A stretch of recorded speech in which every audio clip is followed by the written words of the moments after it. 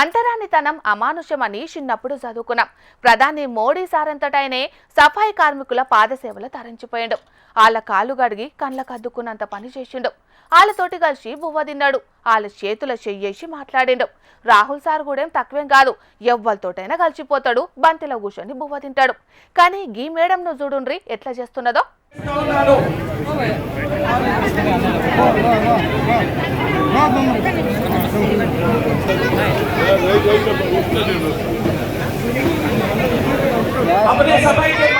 GHMC mayor Vijayalakshmi అక్కను చూస్తున్న రానుల్లా హనుమంతరావు కాక పూర్ణం సారు ఆవురు అని బిర్యానీ లొట్టలేసుకుంటా తింటా అంటే మేడకు మాత్రం ముద్ద దిగుతలేదు సరికదా.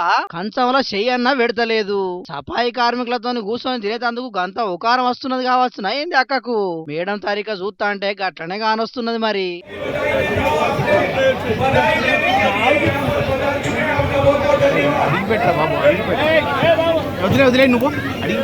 ఎంత ఘోరం చూడుండ్రి. కొసిరి వడ్డిచ్చినా విసిరి వద్దన్నట్టే చెయ్యి ఊపుతాంది కదా. అసొంటప్పుడు బంతిలా కూసోకుంటే ఏమైంది? కూకున్నప్పుడు నలుగురితోటి కలిసి 4 ముద్దలు తింటే ఏం పోయింది? మళ్ళా చుట్టూతున్నది ఎవలో కాదు, జిహెచ్ఎంసీ కార్మికులే. అంబర్పేట్ల విహెచ్ కాక బడి పొలగాన్లకు కార్మికులకు బర్త్డే పార్టీ ఇచ్చిండు. ఆడ జరిగింది గిట్లా. విజయలక్ష్మి మేడం సోమవారం బాటిస్తది కావచ్చు, అందుకే నీసు తినలేదనుకున్నా ఏ పప్పు కూరో చారో పోసుకొని తినచ్చు. కానీ అట్లా కూడా లేదు.